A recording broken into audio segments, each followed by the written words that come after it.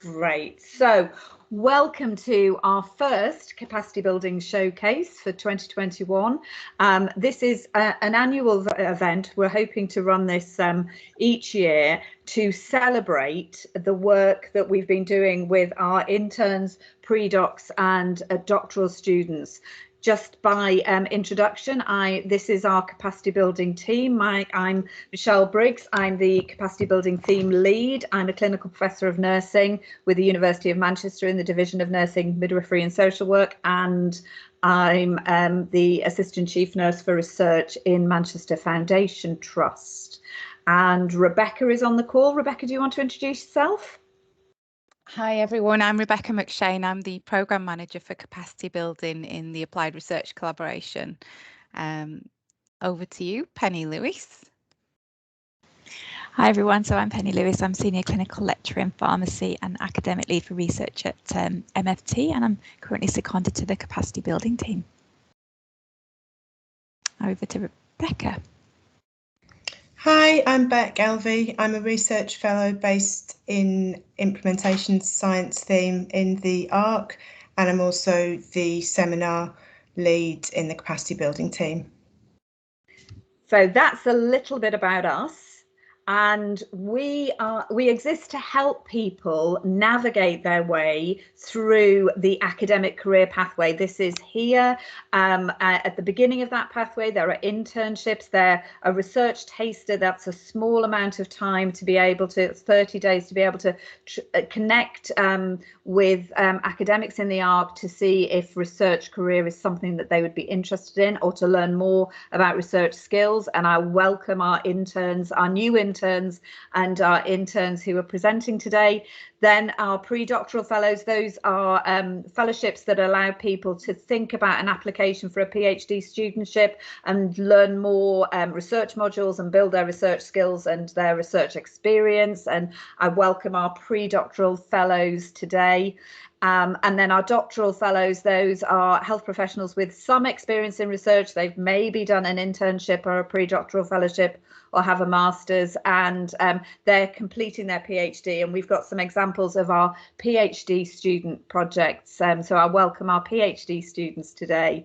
And those we are supporting all of that group of people to hopefully build their careers so that they will move through to early postdoc and senior postdoc and research professorships such as my own. And so that just gives you a little flavour of the career. When we talk about clinical academic career pathways, that's what we mean. This research showcase is a little different to others in that we're focusing on capacity building and the impact. So the posters that people are presenting in their internships they are presenting the learning and the progress through the internship and how their internship is going to contribute to their future career direction and the outputs that they've achieved, because we're very much focused on the impact that the internship has had for them. These are our intern presenters, so welcome and thank you for the work that you're putting into presenting. I'm very excited to hear about your learning and your journey through the internship programme. And in terms of our pre-docs, the posters that you'll see presented today are equally about learning and progress through the pre-doctoral award, but also, in addition, they will be providing an overview of their topic and their research question for the PhD and identifying some of the outputs that they've achieved.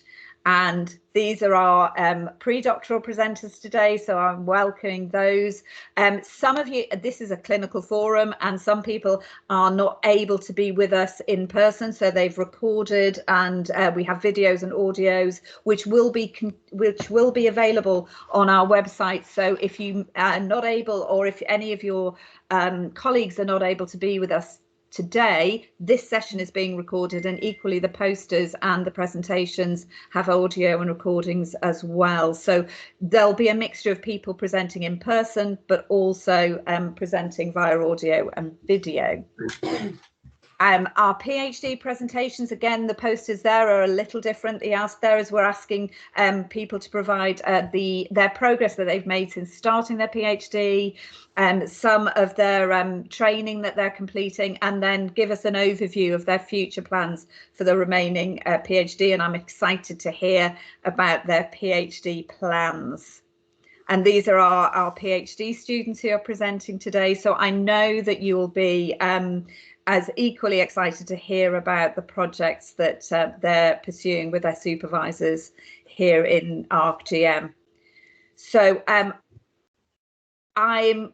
you can be able to view and comment on any of our poster presentations on this hyperlink. So if you are able to have that open whilst we are presenting, that would be great. Just some housekeeping. Beck will be managing questions in the chat, so we would ask you when people are presenting for you to switch off your camera and your microphone, because that helps us get the best audio.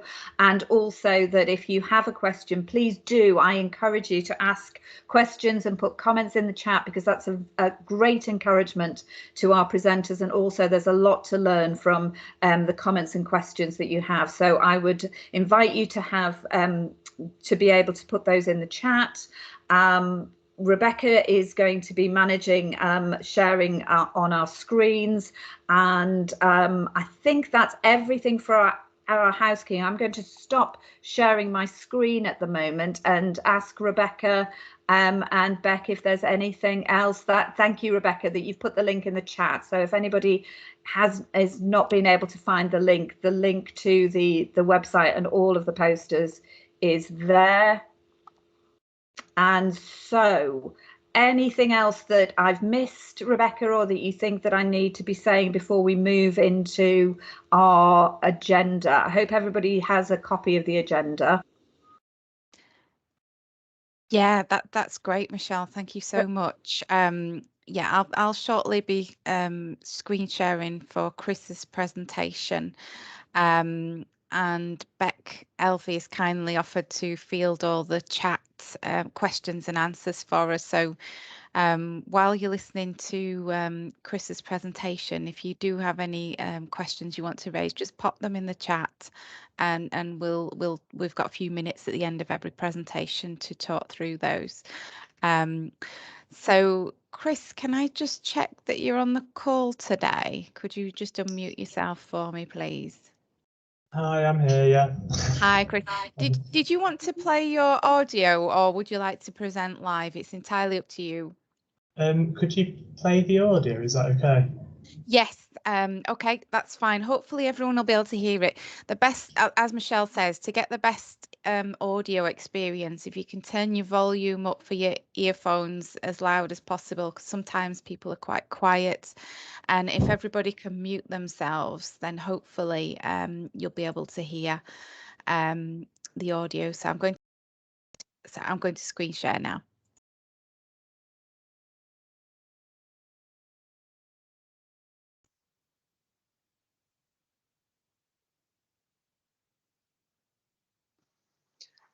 Hi, I'm Chris Bailey. I'm an advanced clinical practitioner in cardiology and lead nurse for cardiovascular service at the Manchester Royal Infirmary. I'm going to talk about my research journey throughout the global pandemic. Whilst I would say I've always had an interest in research, I've always thought that my role in research was to ensure research findings were appropriately implemented in practice and that services were providing evidence-based practice. However, in my role as an advanced clinical practitioner in cardiology, I focused on the leadership and development of nurse-led services, particularly for those patients with coronary artery disease and those presenting with cardiac chest pain.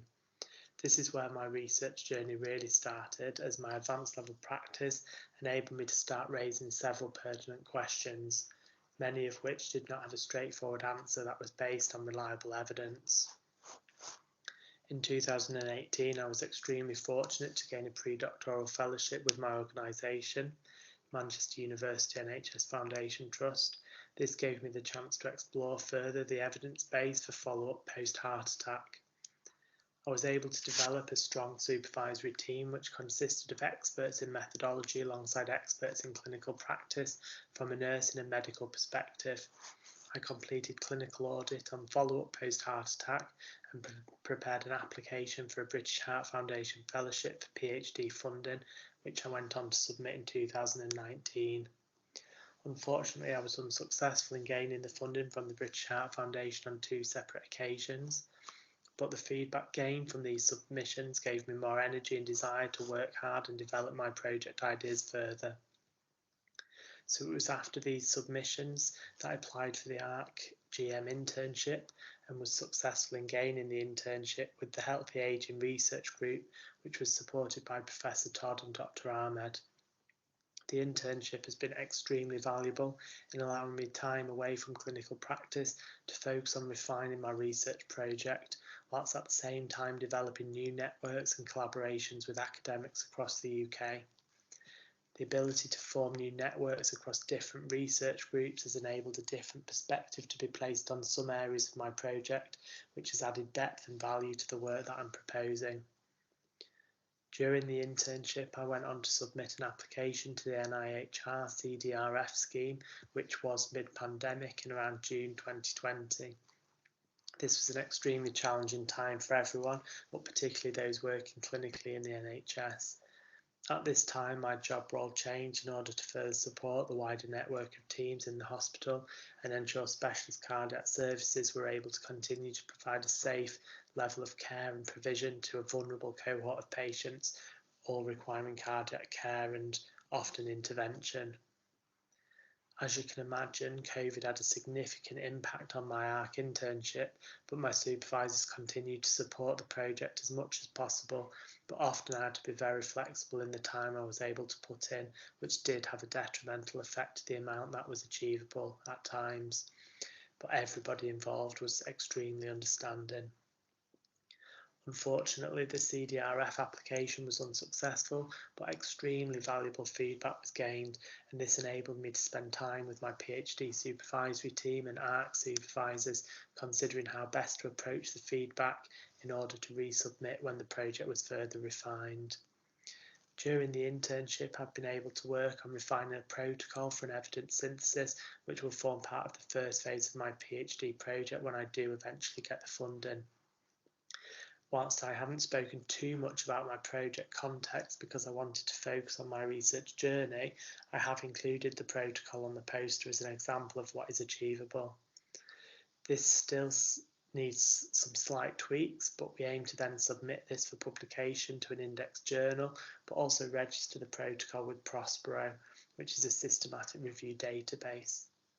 Alongside working on the evidence synthesis protocol, I've been able to join a pain research group and was able to present my project to this group of academics and clinicians who gave valuable feedback on certain and insights on certain aspects of the project.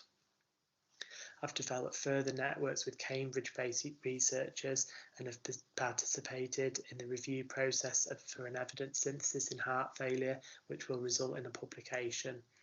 I've also been developing further research ideas in cardiology related to nurses' knowledge of acute coronary syndromes, which I hope to be able to progress soon.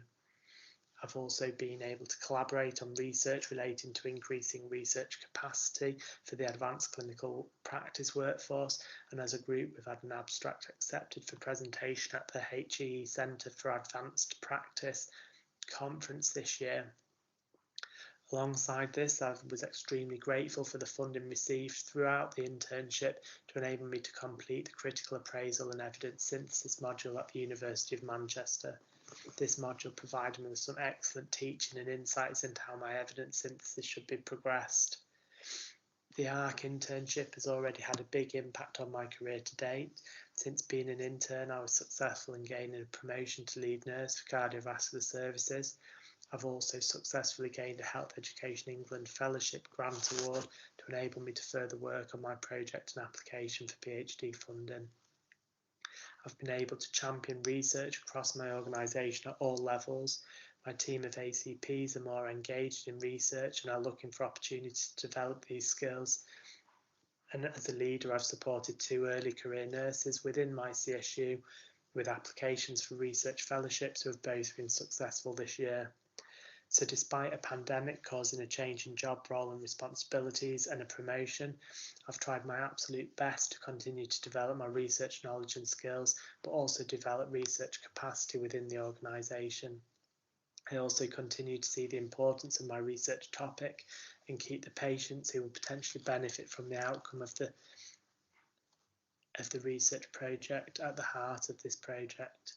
I have my fingers firmly crossed for a successful submission in March 2022 for PhD funding. I just want to finish by thanking my supervisors for all the help, support and guidance that's been given to me throughout my journey. Thank you very much. Great. Thank you, Chris. Thank you. That's a really great example of what an internship can achieve. So thank you very much. So Beck, are there any questions in the chat? We've not got any yet, so don't be shy. There's no silly questions, and it's actually really helpful practice, I think, for the presenters to get any questions you want to throw at them. So I have a question whilst we're waiting, Chris. If you there are, because I'm aware that our new interns are also on the call. If you've got one bit of advice you'd give to the new interns, what would it be, Chris? That's really difficult. I've got lots of advice. I guess just remain engaged with your supervisory team, take all the advice that you can get, and plan early. PPIE as well. That's a key thing for any project, so get in there early. That's really good advice, Chris, and there are some excellent resources and some excellent work happening in our PCIE theme. So that's a really good advice, Chris. Thanks for that. So if you do think of any comments or compliments or questions for Chris, the chat remains open, so we will move on to our next poster. But as I say, if there's anything that you want to say to Chris, please feel free to put it in the chat. Thanks very much. So Rebecca, I think Anna is yes, going to do our audio. So are you able to share Anna's poster? Anna, are you? Can I just check that you're on the call for questions at the end? Yeah. Are you happy for me to just play your video? Yeah, that'd or be great. Would you like to present? Great. Okay, go. That's great. Okay, I'll just share now.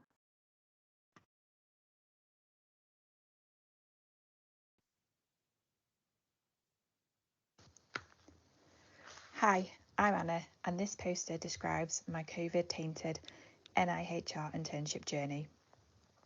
I'd like to start by giving a huge thank you to Dr. Kirsten Winfer, who was my supervisor throughout my internship.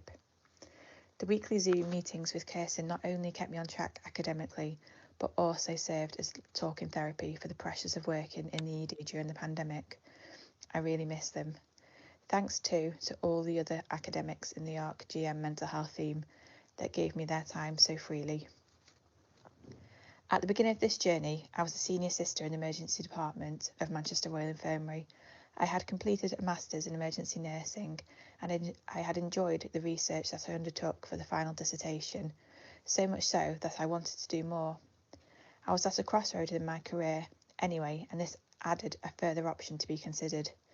In brief, I had to choose between continuing in nursing practice, seeking credentialisation as an advanced nurse practitioner, or moving into nursing management, and now thinking about a career in academic nursing.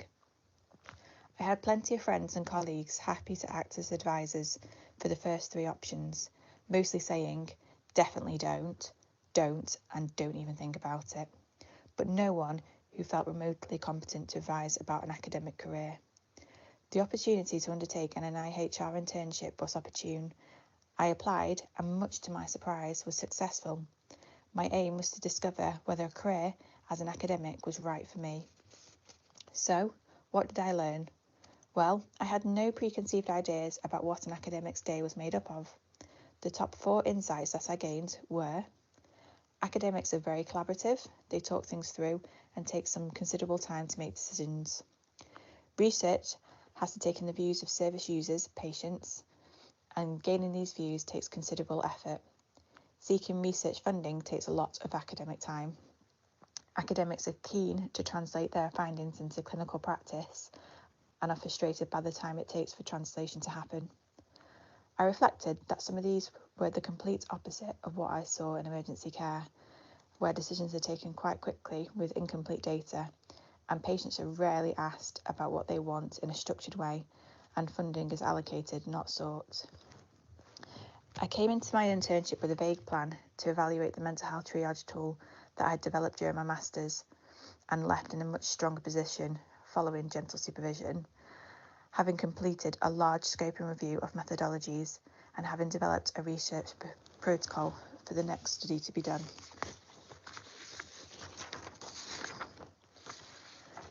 I'm most proud of the input that I had into the mental health theme priority setting meeting, where I was able to describe the issues that arise in the mental health emergency care interface. Research into this issue was not previously included as a priority. So, where has this journey taken me? I started thinking that there was a clear choice that I had to make between a clinical and an academic career. I ended up with the view that nurses, like doctors, should have access to a career pathway that both included clinical and academic practice. I've been lucky enough to make this a reality, and I'm now seconded as a clinical academic matron to the MRI ED, with a portfolio that includes, amongst other things, both research and translation of research into practice. My time as an NIHR intern has been invaluable in helping me decide between the options that I have, and has reinforced my wish to continue in some form or another, both as an academic and as a clinical career. Thank you very much for listening.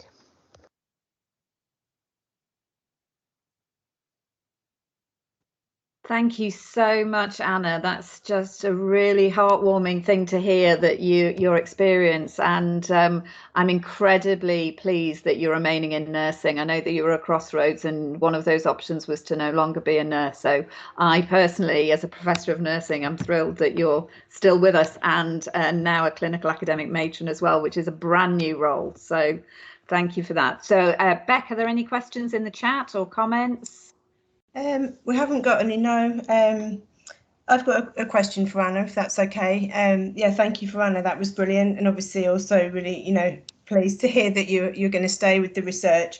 So just wondered, in terms of, going forward in this new role you've got, have you got a plan or an idea for your first piece of research that you're going to hopefully get up and running with there? Yes, thank you. So as Michelle said, my secondment's a brand new role. It's never really been done before, so I do feel a bit nervous about taking it forward and feel like I'm kind of almost blazing a trail here. But yes, I'm planning my master's dissertation was all about mental health triage, and specifically within the emergency department. So actually we've developed some new triage tools, and actually the first study I'm going to do is a video vignette study with some of our triage nurses to implement these triage tools to see if they're useful, and hopefully that will then inform a larger qualitative study involving service users as well. Brilliant. Thank you very much. Best of luck with it. Thank you.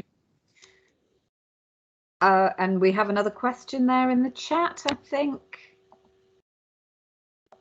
Just move it down. It's just from me. Shall I just ask? Yeah. Yeah. I can't see it for some reason. Anna, are you thinking of publishing that scope and review? It sounds really interesting. Yes, I do need to. It's just finding the time. But yeah, I've got more confidence to go out there and publish my work. I know when I first started, I always felt a little bit nervous and thought, oh, maybe it's not good enough, or I'm not capable of doing that. But now I sit here amongst fantastic academics. I've certainly got more confidence in actually putting my work out there and getting it published. So absolutely, yes, I will be looking to do that. Brilliant. It's kind of my area of research as well. I'm really interested in triage, but from a pharmacist perspective. So maybe I'll send you an email later if that's okay, Anna. Yeah, that'd be fabulous to link up. And this is one of the best things about the internship, is that you make such fantastic links with people that otherwise you never would have met. So yeah, absolutely. Brilliant. Thanks, Anna. Great. So another great project. Thanks, Anna. So I think we have Elizabeth next. Is that right? Lizzie? Is that, are you around, Lizzie? I am, I'm here. Great. So are you wanting to present in person or for Rebecca to play your recording? Oh no, the recording, please. Okay. No problem, Lizzie. I'll share the screen now.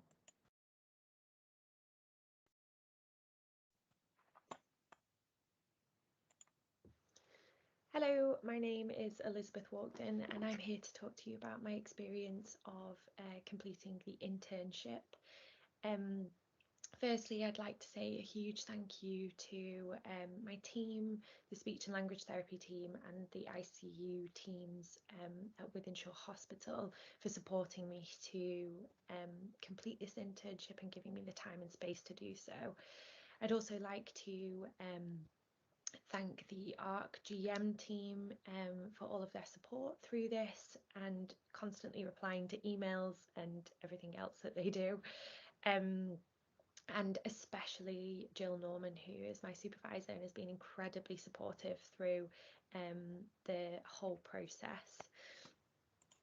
So, firstly, I'd like to talk to you a bit about my background. I am a speech and language therapist and I've worked in various areas of clinical practice such as neuro rehab, stroke, acute and critical care, and I've worked across different places in the country, Gloucestershire, London, and I've settled in Manchester where I'm from. So in my job at Wythenshawe Hospital, I specialise in ICU rehab, and in particular I have a special interest in cardiothoracic ICU rehab and in particular transplants, so heart and lung transplants. Therefore, my research question is around the impact of cardiothoracic surgery on swallow function in adults post-operatively. And that's what all of my project work was around for this internship. So before starting the internship, I had some research experience. I'd completed a publication, I had presented some posters, and I'd been involved in national trials at a recruitment level. So in terms of what I hope to gain from the internship, I wanted support with this particular project around heart and lung transplants and getting some more information to complete the research. So I wanted to gain some more research skills and some appraisal skills for what research was out there. I also like the idea of having the opportunity to complete some master's level study. And other than that, I didn't really know what the internship may give me in terms of skills. So after completing it, I guess there's two main outcomes that that I've acknowledged. So there were some education outcomes. I completed my master's module in critical appraisal of research. And I also completed 11 Cochrane modules about designing systematic reviews, and that really helped to underpin my understanding of good quality research. And then I completed some projects. So I completed a systematic review protocol, so designing a systematic review. And then because I didn't have time to do the full systematic review, I did a rapid evidence review of what was out there to do with around my question. I created some clinical posters and I've done presentations to both my speech and language therapy colleagues and also presentations about this internship. So in terms of what I got out of it, I think one of the main things was the exposure to the academic world and networks, and I wasn't fully expecting that. I met lots of people with loads of different skills in research, so that was really interesting. I also gained some taught research skills, but also practical skills. I completed this internship during the pandemic and working on ICU, so it definitely taught me about leadership and kind of organisational skills. It gave me some really nice appraisal skills for better understanding kind of research, and it gave me the space and confidence for completing self-directed study. And some tangible kind of achievements that relevant to my job and to my career. as I've talked about, I think there were loads of benefits to me, but there are also benefits to my team. So I was able to highlight research opportunities and give them informal support. It also had clinical relevance to my patients, and it provided a link with the ArcGM and university for my teams. So in terms of my future plans, I have been successful in securing a pre-doctoral fellowship. So I'll be doing that. I'm going to be doing more research, more study while I'm doing my research masters at Manchester University, and I'll be able to support others in their research. Thanks. Thanks, Lizzie. It's great to hear that not only has the internship had an impact on you and your career, but actually it's also had an impact and a ripple effect in terms of your team as well. So thanks for that. Are there any questions in the chat?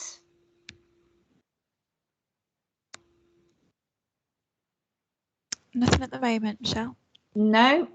So if anybody's got any questions for Lizzie, please feel free to pop them in the chat. Lizzie, I'm going to ask you a question of, are you excited to start your pre-doc, and what's the first thing that you think you're going to be doing within your pre-doc? Yeah, so I have already actually started my pre-doctoral fellowship, and I've started some of the master's modules. So that's the first kind of thing that I'm concentrating on. I guess it's getting to grips with the literature and thinking about planning what I would actually like to achieve, which, you know, I think it's hard to hone that down. Sometimes you want to kind of achieve everything you possibly can in the year that you've got, but I think it's being targeted. That's what I'm trying to do at the moment. And we're really pleased that you've moved from an internship into a pre-doc and showing that pathway, and that it's possible and it can be done. So thank you for that. No, thanks to you guys. Oh, no worries at all. So I think our next presenter is not able to be with us in person, but has recorded. So that's Elizabeth Murphy. Is that right, Rebecca? Are you going to share her poster and record and video? Actually, we've got Just got a quick question for you, Michelle. Oh, okay. It's from Tom saying, can you apply for a pre-doctoral fellowship without holding a master's already? Yes, absolutely. I think that the key thing is to be able to, and as you're starting your internship, Tom, the key thing is to be able to say how, if you've got master's modules, how your pre-doctoral fellowship will help you build that. So yes, the short answer is yes, Tom, you can apply for a pre-doc. So I'm very encouraged that on day one of your internship, you're asking about applying for pre-doctoral fellowships. That's very, very encouraging. So thank you for that. So, sorry, I just had a really quick question for Lizzie, if that's okay, but I couldn't type enough. No, that's fine, Amy. I just wondered about, because you did so much in a year with all the modules and doing the protocol in a rapid review. How did you find fitting all of that within the time available to you for the internship?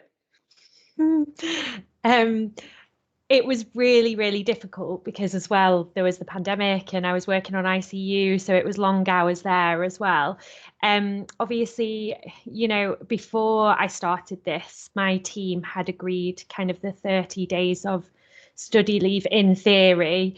In reality, I got very little of that kind of structure, you know, like time away. And I did end up having to do a lot of it, you know, in some of my own time and creating that space. I'm not going to lie, it was hard, but definitely worthwhile in the end. And I think that I can't stress enough how useful the ArcGM team were, because like Jill Norman, it was my supervisor, and she basically kept me on track the whole way through. Like we had really regular meetings. Me and Deborah, who were kind of interns at the same time, were reflecting on actually setting ourselves kind of targets for each meeting that we met with Jill was really helpful. I just think you have to be so organized when you're trying to balance a clinical kind of career as well. But Yeah, I absolutely loved it, even though it was a lot of work to do. I think it really helped that I was interested in the topic as well. So make sure you pick something that you're interested in. Thanks. That's really good advice, and thanks for that question. So we're going to move on to Elizabeth Murphy's poster. Rebecca, is that okay?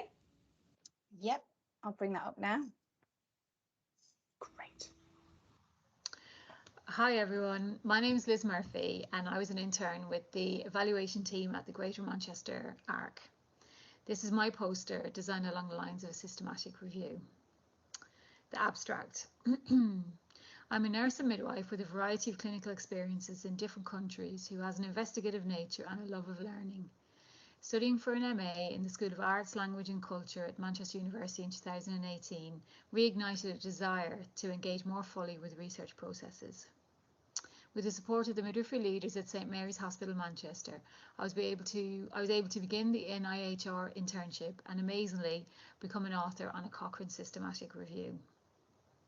In plain language, being a research intern has given me increased confidence in critical reading and a really valuable experience in the academic research environment, even though we haven't been able to enjoy the academic environs and cafes of the university.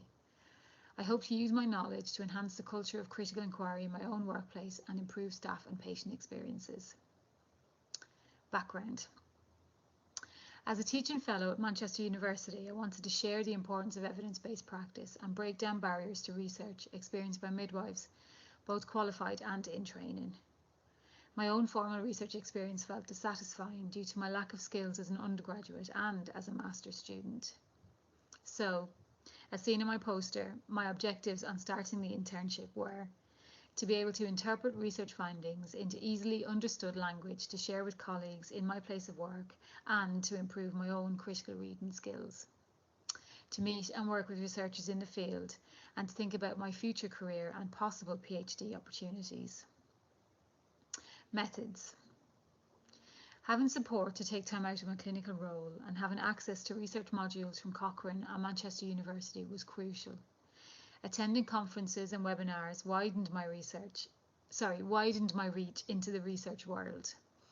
Spending time in the Cochrane Library and keeping a diary of my activities and progress helped to see how far I had come and potentially where I was going. Having a really supportive mentor in Dr. Jill Norman and having lots of Zoom meetings kept me on track.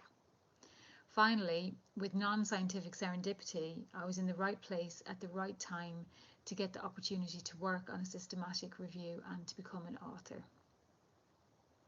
The results. I've had really invaluable supervision and support from Jill Norman in all aspects of the internship, especially when I felt that I was trying to understand a completely different language. Through the support of Jill, I feel I have achieved the objectives of my internship and I have tangible evidence for this.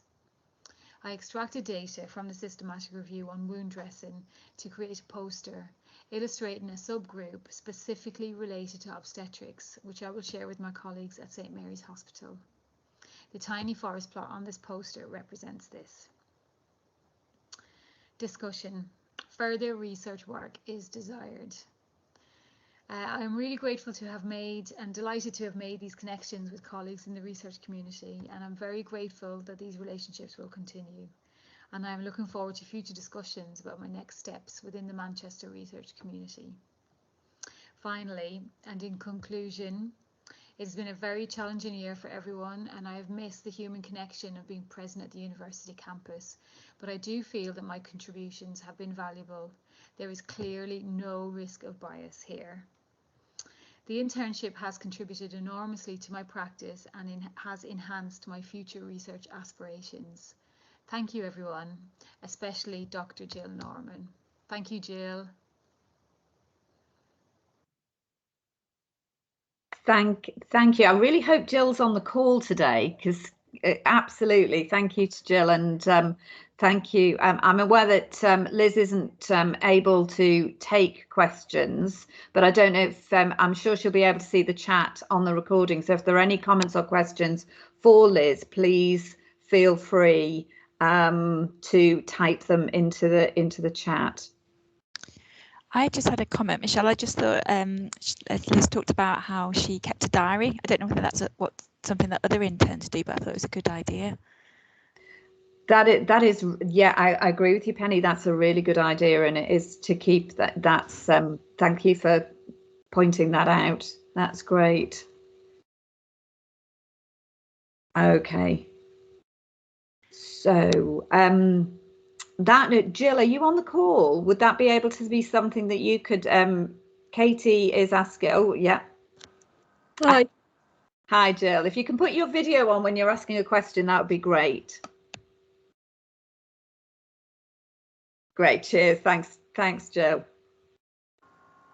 Sorry, I got slightly sidetracked by the chat. What was the question?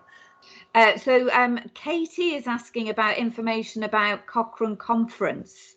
So Liz spoke about Cochrane Conference. So I wondered if you could give a bit of information about that. Yeah, it was the Cochrane UK and Ireland virtually Cochrane. It's normally held annually in somewhere like Oxford or Birmingham or somewhere, but of course it was online this year, so we were able to use some of the ARC funding to pay I think it was a €60 registration, extortionate. And Liz spent a couple of our internship days actually attending that online, which just let her go to a load of seminars about methodology and just get a feel for what people are talking about in the systematic review evidence synthesis world. Great, thank you for that. I'm going to, because I'm aware that we're a few minutes over time, so I'm going to move us on, but thank you, that's really helpful. So our next presenter, I think, is Connor, and I think, Connor, you're on the call, is that right? Make yourself known, Connor? Yes. Great, so Rebecca, over to you and posters. Connor, would you like to play? Do you want me to play your audio, or would you like to talk to your posters? Yeah. Play audio. Yeah, is it possible to play the audio? I'm just conscious that my connection is not the best, and I keep jumping out and back in, so I don't want that to happen mid. No, it's so good. So good question, that we've got these plan Bs in place, isn't it? Because you never know when technology is going to let you down. Great. Okay, I'll share your screen now. Okay, thank you.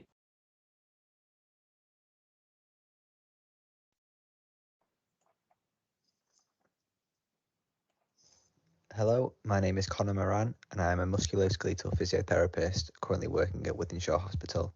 I have just completed the ARC internship and worked within the digital health theme. My main goal going into the internship was to ultimately progress my learning in the field of research. In order to achieve this goal, I set some mini objectives. These were to complete a research master's module and also assist in the completion of a research project. My final aim going into the internship was to begin to implement the skills I've gained during the internship into my current role within the NHS. A brief overview of some of the successes that I have achieved can be seen on the left-hand side of my poster, these being that I am currently the lead author in an ongoing systematic review. I contributed to the development of a grant application for a digital physiotherapy application called Apatella. I passed a master's module at the University of Manchester titled Quantitative Design and Analysis. And finally, I assisted with a digital health scoping review. I thought I'd just spend a few minutes elaborating on these achievements. Firstly, the Apatella research group that I was a part of is a research group consisting of musculoskeletal and neurological physiotherapists, as well as research specialists. This group is currently drafting a grant application for funding towards a digital physiotherapy application. The aim of this application is to improve adherence and ultimately improve patient outcomes through the use of digital technology for two patient populations, these being patients suffering with patellofemoral pain and patients with a diagnosis of Parkinson's disease. My primary role was to review the available literature in this area. This led me into my main project during the internship, and that was to complete a systematic review titled Effectiveness of Digital Physiotherapeutic Interventions in Improving Adherence Levels in Adults with Neurological Conditions. As you can see in the centre of the poster, I split this up into 4 distinct sections. I have completed section 1 and 2, and I'm currently in the process of completing section 3 and 4. Section 1 consisted of completing a study protocol. This was submitted to Prospero, and the reference number can be seen in brackets below this. The protocol was completed with input from the Apatella research group, and ultimately outlines the title, aims and methodology of the planned study. The main aim of the study was to determine whether completion of a home exercise programme via digital technology improved adherence level when compared to completion of a home exercise programme through traditional methods, such as paper-based activity sheets. Following the completion of the protocol, we moved on to the data collection phase. A search of multiple databases was completed by myself with the assistance of a trained librarian.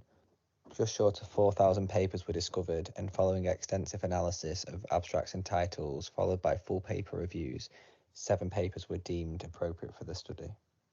Analysis of these papers is still ongoing. However, I have already completed the narrative analysis and risk of bias analysis, and am awaiting a meta-analysis to be completed. I am aiming to finish writing up and then finally submit this paper to the Journal of Physiotherapy by the end of the year. Coinciding with the completion of my systematic review, I have also been completing a master's module titled Quantitative Research and Analysis at the University of Manchester.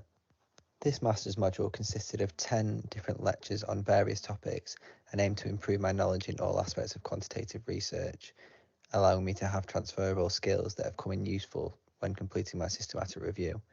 The assignment for this module consisted of a 3,500 word critical appraisal on a set paper. I achieved a 60% pass mark in this module. My final achievement that I want to mention is my involvement in a scoping review titled Research on Digital Health Technologies in Wound Care. The aim of this scoping review was to scope the published data on the development, evaluation and implementation of digital health technologies for use in wound care. My roles were to assist with the data collection process by reviewing research articles and abstracts to determine appropriateness for the study, and also provide feedback on the draft paper. This paper has been submitted by Dr. Chun-Hoo Shi to the Journal of American Medical Informatics Association and is currently being reviewed for acceptance. I feel throughout the course of this internship, I have developed many skills in the field of research, and my future plans consist of completing and submitting the systematic review previously mentioned, and also prepare a pre-doctoral fellowship application to further develop my research knowledge. Finally, I plan on becoming involved in more research in my current role as a musculoskeletal physiotherapist. I would just like to end this poster presentation by saying a final big thank you to Dr. Sabine van der Veer for being my supervisor throughout the internship and providing assistance and feedback on all aspects of the internship, to Professor Joe Dunville and Dr. Chun-Hoo Shi for allowing me to be a part of their scoping review and assisting extensively with my systematic review, to the Apatella Research Group for allowing me to be part of their grant application and also giving me the idea for the systematic review. Finally, everyone at the ARC-GM, in particular Rebecca McShane, for giving me the opportunity to develop my research skills throughout this internship, which I have benefited greatly from, and I'm sure I will continue to benefit from in the future in my current career. If anyone has any questions, I will happily answer these in the next few minutes. Thank you, Connor. That's great. It's really good to hear about that. Any questions in the chat? Beck or Penny, have you picked up any questions? Not at the moment. I have a question, Connor. That's a lot to juggle in an internship, so that you're describing being part of a research project and a grant proposal and a systematic review. How have you managed it also with your clinical commitments? Because I'm thinking that's maybe what some of the new interns are thinking. Yeah, so I think the good thing with all my different projects is they interlinked really well. So right. Although it says 4 projects there, they were all quite rolled into one. So I'd say, yeah, if you're going to start multiple projects, make sure there is a definite link between them. But if you're interested in what you're doing, then you'll find time. That's what I found. So yeah, I juggled a little bit in my free time, but I used my 30 days wisely. No, that's really good, and that's a theme that's coming out, is one, making sure that it's something you're really interested in, you've got a passion for, but also that your 4 projects are interconnected, so they're all feeding each other and that you're not being pulled in 4 different directions. They're actually building into the same direction. So that's really, really helpful. Yeah, that's great. Thank you, Connor, and thank you for presenting today. Just one last point for Connor as well. I know Sabine, your supervisor, can't be here today, but she was just so impressed with how you managed to pick up the review in the Apatella project, and she found your support and clinical knowledge absolutely invaluable. So she wanted me to pass on your thanks. Thanks, Rebecca. Perfect. Thank you. It was quite easy with the people I was working with. That's good to hear. Beck, did you have a question as well? If this time, just a quick one. Yeah, thanks, Connor. That was great. I just wondered, just interested when you were talking about the MA module you did with the various, it was all quantitative, wasn't it? So I was thinking, even if it wasn't quite what you might have expected, you know, obviously it was all online. I just wondered, was there anything in particular? Because you obviously, you know, you've obviously really flown with the systematic review stuff. So were there any other methods that were covered there? Just anything that sort of really grabbed your interest or that you think you might use as well going forward? Yeah, so I think what that helped me with is during systematic review is my knowledge on what I was actually looking for, and now when I'm appraising the papers, I've got a greater in-depth knowledge, because at first I know someone else said it before, but it was like I was reading a different language at times. So that helped clear everything up from that point of view, and again interlinked well with the project. But I think that's what, if I had to do any future projects, it would be more myself completing a quantitative study rather than analysing other studies in a systematic review. So that would be the aim going forward. Yeah, great. Thank you. Thank you. And thank you, Connor. That's really helpful and really interesting. And I'm aware that I've just seen Deborah. So I'm aware that Deborah's managing to embody a clinical academic in that you're doing an MDT and dipping into the conference at the same time. So are you able to stay with us for your poster? Brilliant. Yeah, no, I should be fine. Great. Thank you. That's great. So I think Rebecca's able to share your poster and recording at this point. Great, thank you. Did you want to live present, Deborah, or would you like your recording? Just do the recording if you will, please, Rebecca. No problem at all. Thank you.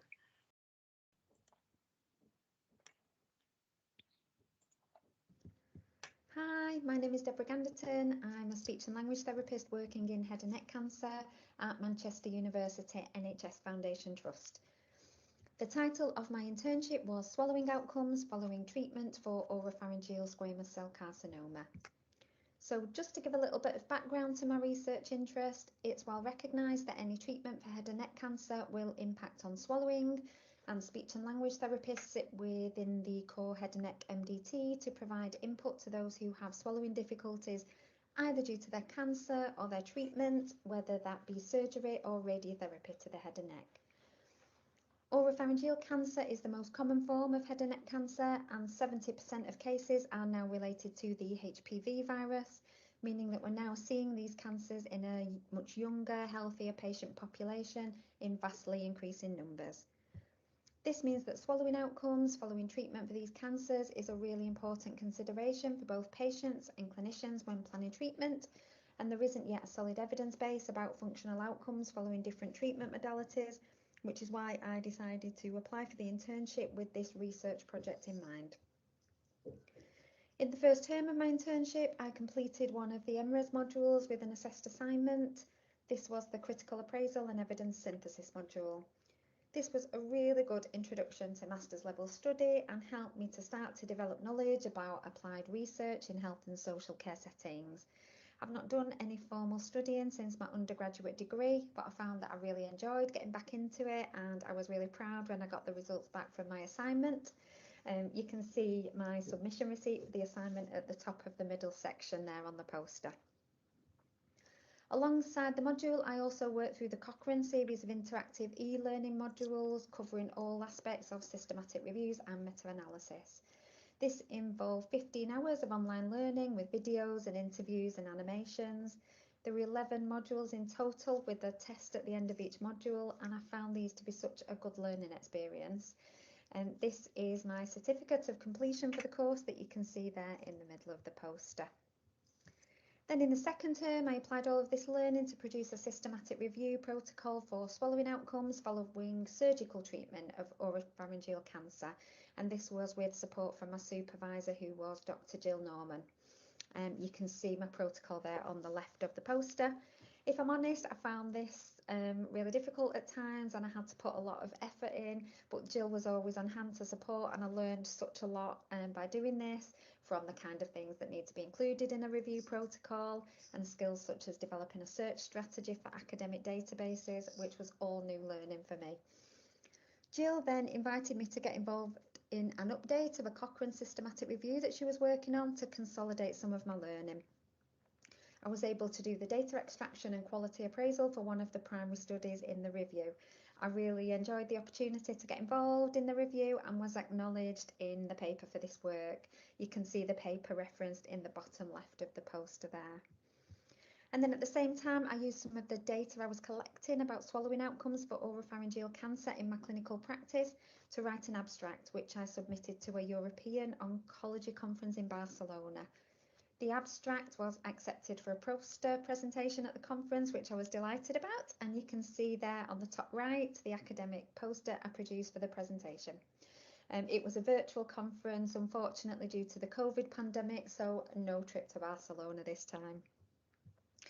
So these research opportunities I've been able to get involved with really confirmed to me that I did want to continue on a clinical academic career path. So towards the end of my internship, with Jill's support, I made a decision to apply for an NIHR pre-doctoral fellowship to continue with my research and support a PhD application.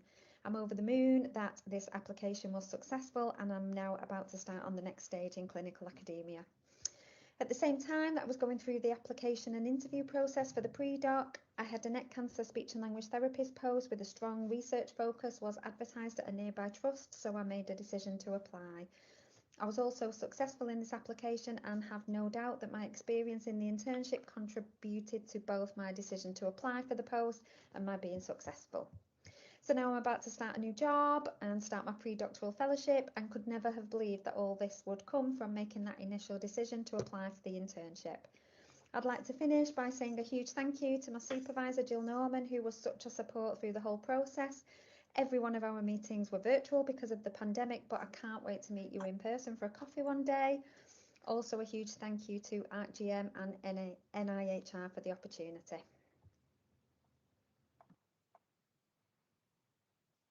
Thank you, Deborah. It's been an absolute joy to work with all of our interns, and it's been brilliant to hear about the impact that all our supervisors and everybody at ArcGM has made to your career. And another promotion, that's fab. No, I mean another promotion for our internship team, not another promotion for you, yeah. But congratulations, Deborah. Yeah. That's great. And Amy's saying welcome to the Christie. So, you know, we've loved having you at MFT, and we'll be sad to lose you, but actually it's great that you're able to move to the Christie and have some links there as well. So that's great. So thank you, Debbie. So our final, if there's no questions in the chat for Debbie, I'm aware of time, so please feel free to put questions in the chat for Debbie if you're able to stay around, or do you need to zoom off, Debbie? I've got 5 minutes, that's fine. You've got 5 minutes, so yeah. You've got 5 minutes to ask Debbie some questions, but in the meantime we'll move to Laura's Is Laura on the meeting with us? Unfortunately, Laura's had some Teams issues this morning, so she's trying to log in, but unfortunately she's not been able to. So I think what we could do is just maybe share her poster, and maybe if anybody wants to read through that, and maybe we could merge that with the break that's coming up. That's a good idea. So I'm going to ask Deborah a question just before we leave, is that your work and you're carrying through to the pre-doc, will there be any challenges in transferring organisation to do your pre-doc in a different organisation?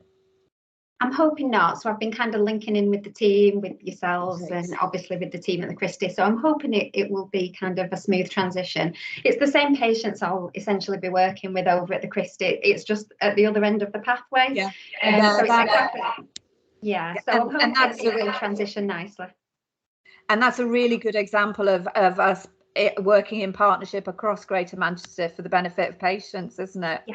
Yeah, it will only benefit patients. So absolutely, that's brilliant. Thank you. So yes, Rebecca, what we'll do is we'll share Laura's poster and keep that up on the screen for people to be able to have a look at that.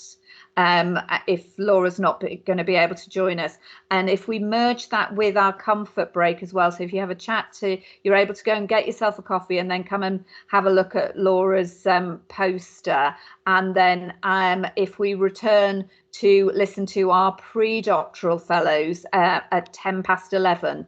Is that okay? Would you agree, Rebecca? That seems like a good plan? Yep, definitely. Time for a brew. Yeah, a quick brew break, as you say, Rebecca, and we'll see you back here at 11:10. Great, thank you.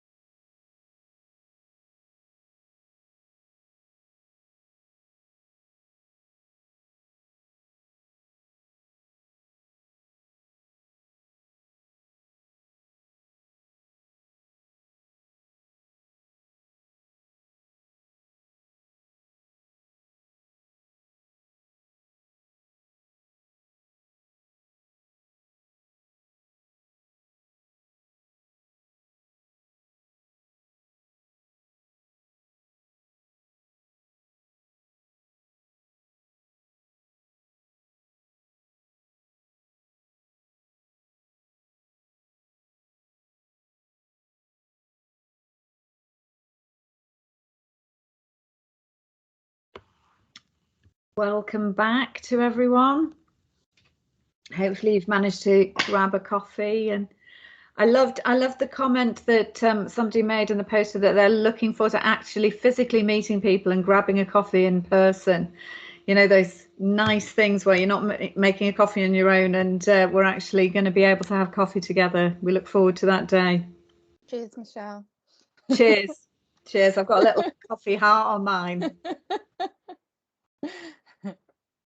Welcome back. So we are moving into the second session of our conference today, our showcase today, which is our pre-doctoral fellows.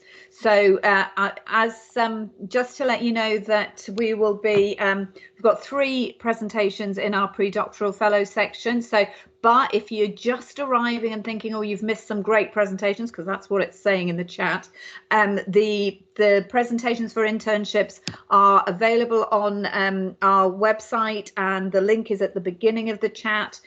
Feel free to, there's an opportunity to be able to comment and encourage our interns for the brilliant work that they're doing on their posters, and there will be a poster prize that we will be awarding toward the end of next week. So the posters are being judged. So just to let you know that I didn't say that at the beginning.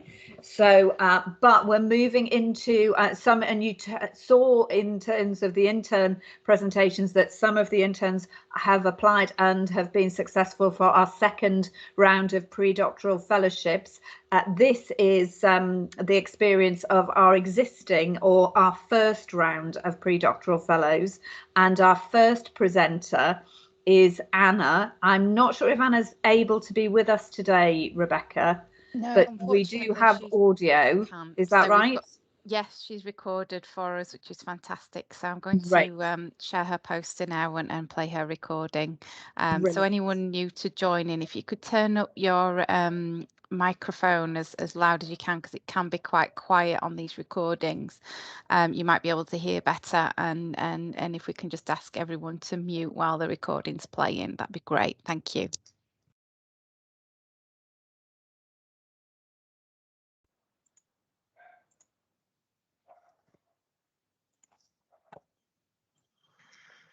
Hi, my name's Anna. I'm going to talk to you about my experience of completing a pre-doctoral fellowship funded by ARC to develop body image support for teenagers and young adults with a cancer diagnosis. So I'm an occupational therapist working at the Christie with young people 16 to 24 with cancer. And in the 13 years I've worked on this unit, I've seen firsthand the significant impact that body image changes have on young people. So I completed a scoping review which highlighted that 90% nearly of young people treated for a cancer diagnosis have appearance change, and that body image changes can have an extensive impact on a young person psychologically, socially, and on their future quality of life. So not just at treatment, but into survivorship. So we know it affects a lot of young people, and it also has a profound impact on them. And what the research was showing, that there was very limited evidence of how to address body image concerns with this patient group. So the fellowship for me has been to take this research further. So I completed a systematic review titled "What Interventions Are Clinically Effective at Improving Body Image for TYAs with a Cancer Diagnosis," and I discovered that nothing else had been done in this field previously. Just finished the systematic review and currently in the process of writing up my findings, which are basically that there's no methodologically robust intervention that's clinically effective at improving body image for young people with cancer, and none that's been designed in collaboration with young people or targeted specifically at body image. So there's a huge gap in the research field that needs to be addressed. So the fellowship for me has enabled me to develop my academic writing and research skills. I completed 2 Masters in Research modules, critical appraisal and quantitative research. And I was really proud to have a paper published during the fellowship, and that experience of going through the publication process was really valuable. I attended weekly writing groups at Manchester Uni, which really helped me to develop my writing skills and meet other researchers. One of the key things the fellowship for me was engaging in patient and public involvement.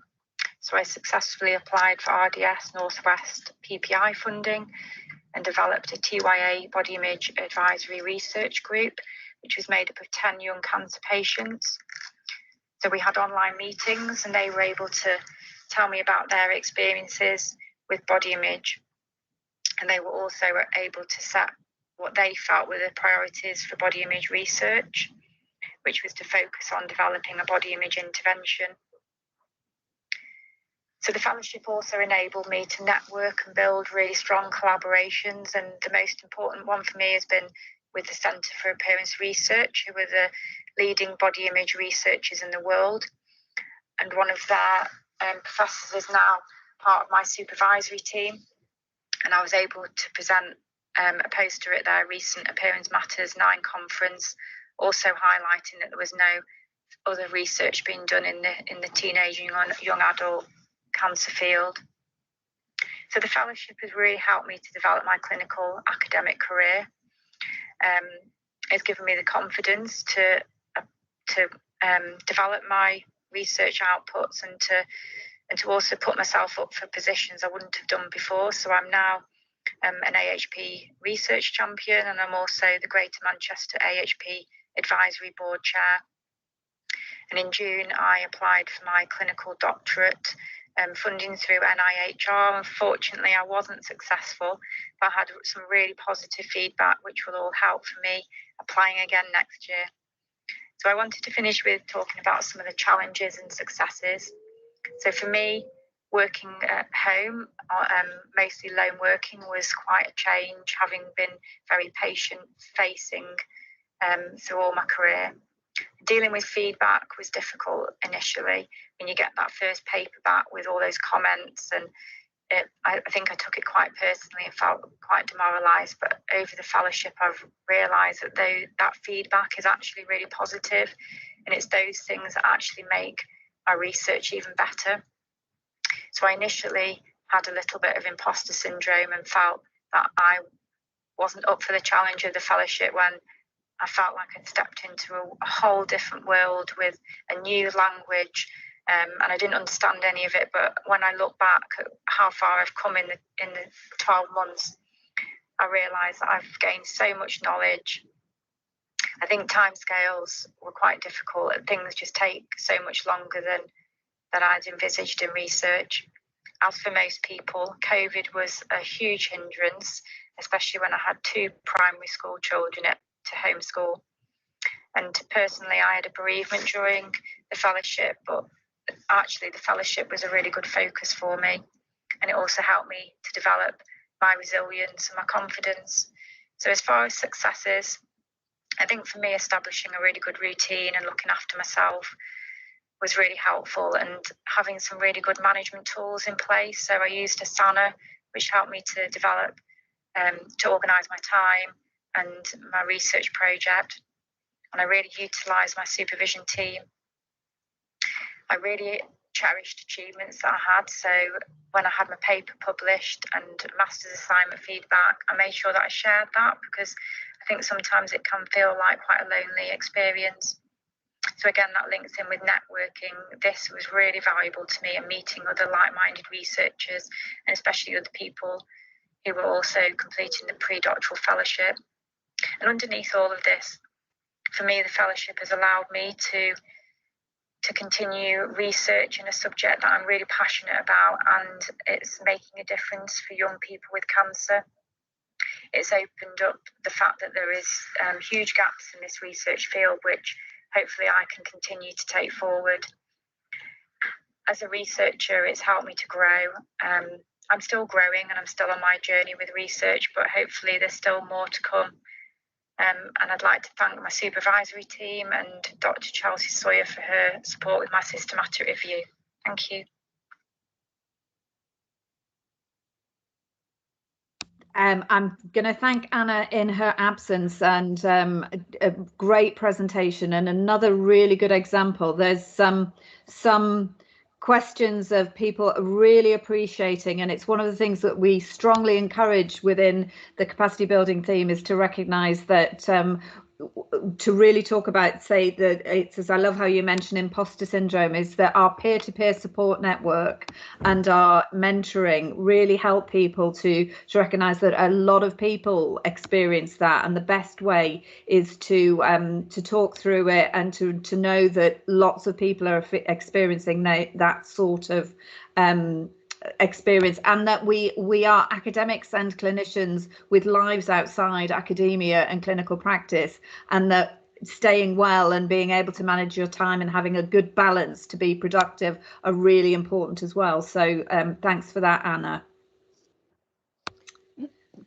Yeah, and so Amy has just put a comment in the chat, and I'm aware that Amy's up next. So Amy, are you ready to do your presentation? I am. Great. Great. Well, I'll get your presentation ready, Amy. Are you wanting to live present? No, we'll go for the record one. I realised that just to preface the audio, I forgot to actually say what my role is. So I have two roles at the Christie. I'm an advanced nurse practitioner in acute oncology, and I'm also a research associate working in a patient-centred research team. So already I've had a few years of working in a clinical capacity and an academic research one. So it was really helpful for the fellowship. But yeah, if you go with the recorded one, I think that'll be better. Okay, thanks, Amy.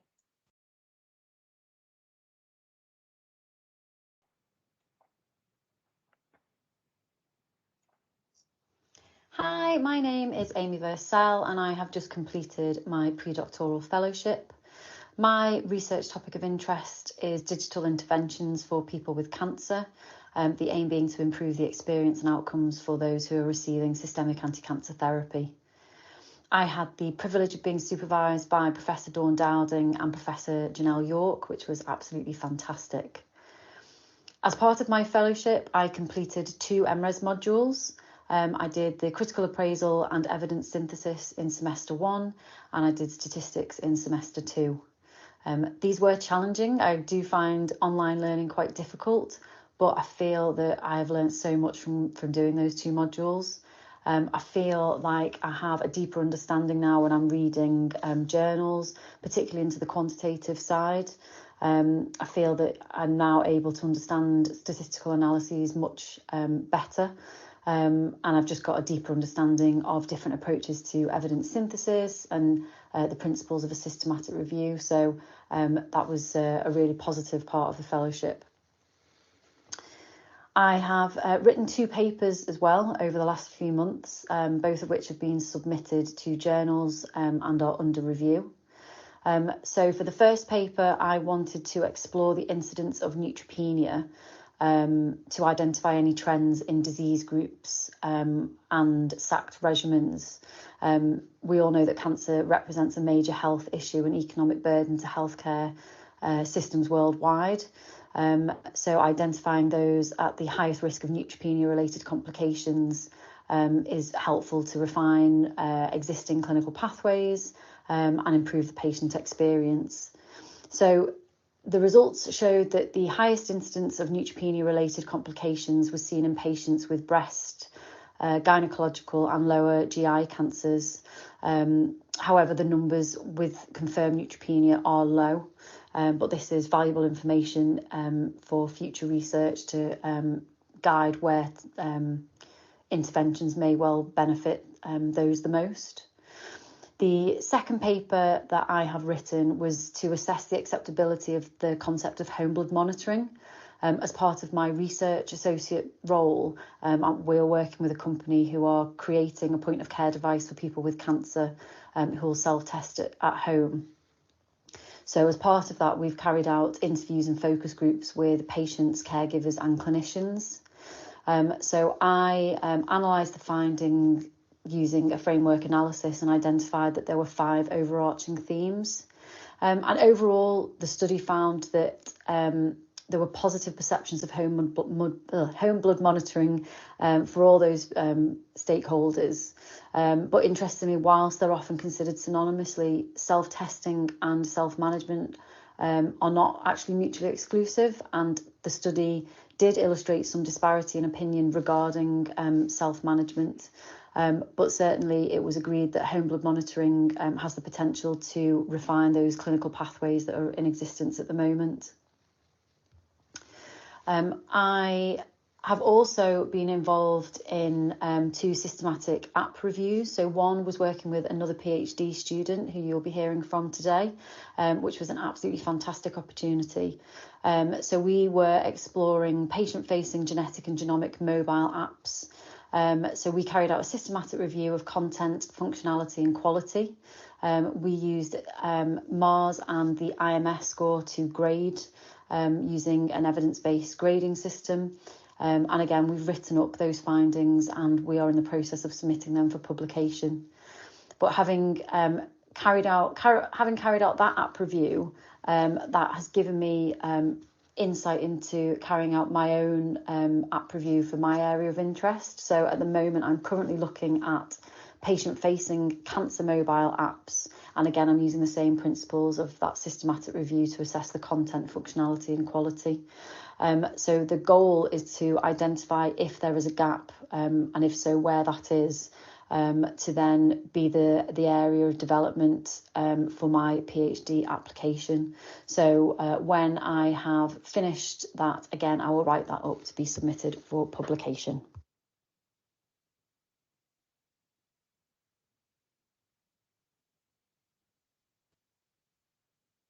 Thank you, Amy. It's great to hear the work developing. So are there any questions for Amy in the chat? Nothing yet, no. So Amy, I'm going to ask you that in terms of now that you talked about your PhD application preparation, is there anything that is making you nervous about starting that next bit? I think I'd say I'm more excited, really. I think the fellowship has been such an incredible opportunity, and as I said in the chat, I think imposter syndrome is real in every walk of life, and having the collaborations that is facilitated by the fellowship has just been so positive. So I think that it's certainly, I've covered kind of a lot of areas by during the fellowship, and it's guiding me towards what I want my PhD application to be. My research question isn't completely kind of refined yet. I'm still kind of working on that, but no, I just feel excited. I feel very privileged and lucky to have had this opportunity. So yeah, thanks for everyone who's been involved.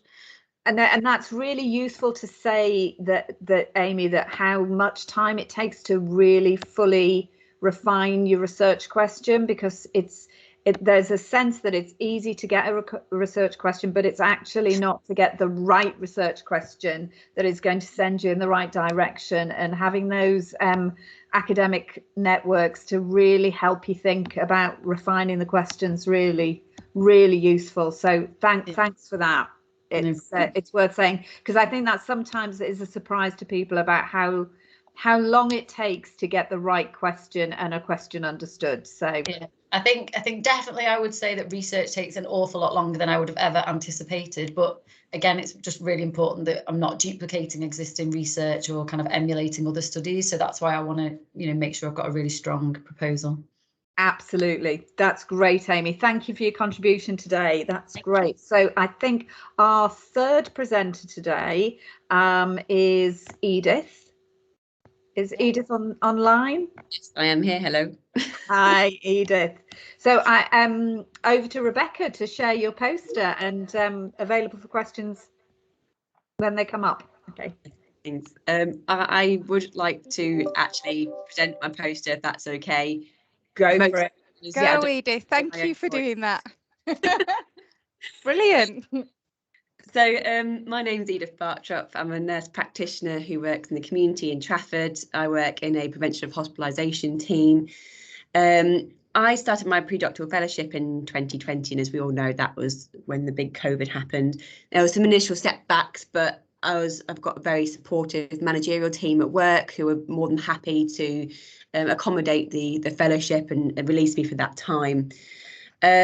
for me, the Bridging Fellowship was about developing myself as a person and the application for the PhD. So I did start off with analysing what it was of my weaknesses and tried to make sure that I covered all the issues to make sure that the PhD application and myself as a person was the strongest candidate possible for a PhD application. So as you're looking at the poster, I've split this fellowship into 4 separate areas. Now I've kind of put it distinct areas, but realistically those things are all happening at the same time. So I've got for each area a summary of what I did, the skills learned and the main outcome for each section. So initially the scoping protocol was about establishing the foundations for the PhD proposal by researching the area that I'll be looking at in the PhD and researching around the area. So in brief, my topic area is about pressure and leg ulcer related pain management in the community and the challenges faced by the nursing team. So all the details are on the poster. So the initial research around the area and also the initial research questions. So what at the end, the outcome of this particular area is that my research team developed a conceptual analysis that was a framework, sorry, that was ultimately presented at the NIHR conference in last November. The next part of the fellowship was really making sure that I had a strong publication background. So I developed, well, me and my supervisory team very helpfully as well, developed a piece of work that I started with the Clark internship and also progressed in an F&F scholarship.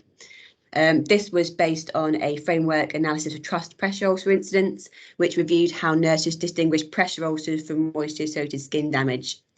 There were some really interesting results here, and I have presented them to my strategic leads in the TLCO, which is where I work, and also subject to some slight hitches. It is ready for submission, but I've just got to get the final go ahead from my area leads. So that's all ready to go. So hopefully that will be submitted for publication within the next month. The Bridging Fellowship also funded a qualitative research and design module, so that was with the University of Manchester.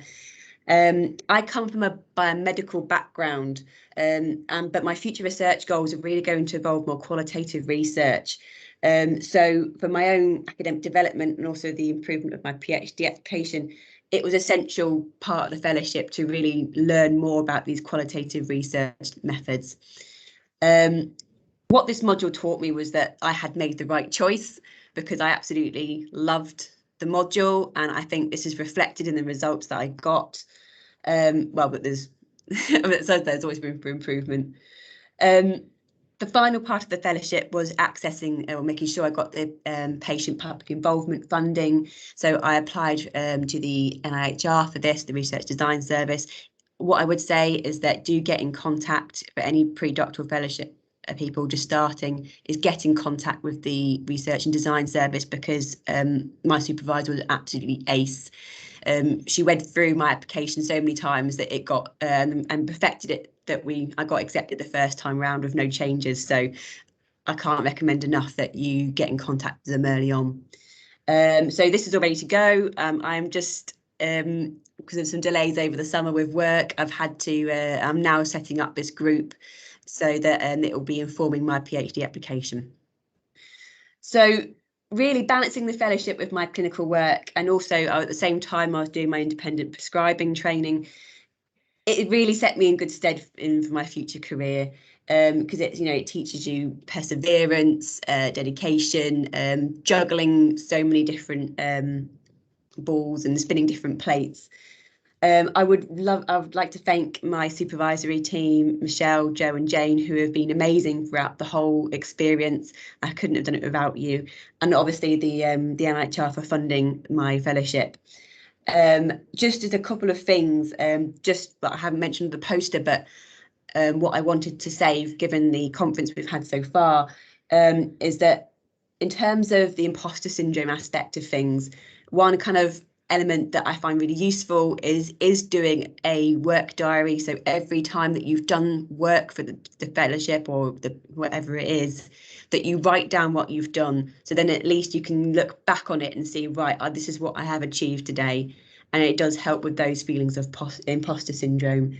And for my own and my colleagues' benefit is that because I work in the community, it does feel like sometimes in the community research does kind of get left behind. And, you know, colleagues come up to me and say, what on earth are you doing? And I think in terms of bringing research to primary care, this has been a really positive and hopefully influential experience on the rest of my colleagues. And so, yeah, that's it from me. Thanks, Edith, and thanks for presenting in person. So it's just, and using all of the things that we have available to us. So I'm just quickly scrolling down. I can't see the bottom of the chat at the moment. Isn't IT and tech really? So can anybody see the bottom of the chat if there's a question for Edith? No questions yet, Michelle. No. So, I mean, thank you for presenting. And I was really interested in you saying at the end about the, and other people have mentioned that, about the impact on your colleagues of you being a clinician in practice doing research. Can you say a little bit more about that? Yeah, I think really, and again, as this from a community point of view, is that sometimes we still feel so kind of far apart from the hospital, which tends to be research hubs and things like that. So a lot of the time, our colleagues just don't feel that research is relevant to their role. And when I talk about my topics, which is about, you know, pressure ulcers, pressure ulcer related pain, that they're right, okay, yeah, this is relevant to me. This is stuff that I'm dealing with every day, and that they can see how that is relevant to their practice, which I'm hoping is going to be important. Well, a good step when I hopefully get my PhD in terms of implementing my research into practice. That's a really good, and that's underlining what our interns have been saying in our pre-docs about the power that there is in joining academic thought up with clinical practice, not just for you, but for others, around really making sure that the questions that we're asking are the things that people are, as you quite rightly say, Edith, things that people are dealing with every day and uncertainties that they have that are going to make a big impact. So thanks very much, Edith. That's great. So that concludes our pre-doctoral presentations, and I'm going to move us seamlessly into our PhD students presentations. I think we have 3 PhD students with us who started. Again, I think you'll see a theme that the thing that I'm so encouraged by is just the reminder that we did all of this first year whilst a pandemic was going on. And so our PhD students started in the middle of the pandemic and didn't have the benefit, and our pre-docs and interns haven't had the benefit of. I love the phrases during some of the presentations of, I think that Liz mentioned the benefit of the academic cafe. Quite liked that idea, or just the benefit of having those corridor conversations and physically being part of an academic community. But I'm so encouraged by the fact that that hasn't stopped us being an academic community. So with that said, I am going to ask Maya to, is Maya with us to present? Hi, I am. I am. Over to you. My supervisors are attending, but because my flight slot was at 12, they're only coming for 12. Oh, okay. So then I don't think they're on the call just yet because they're assessing me as part of an Do you want us to move things around so that we give them time to be here? Melissa or Narina, are either of you available to move round? Hi, I can go. Great. Thanks, Narina. Thanks, Narina. I'm No just going to problem bring at your all. poster up now. Are you wanting to live present, Narina, or would you like to play your recording? If possible, can I please play the recording? Of course. I'll share that now. Thank you. Thank you.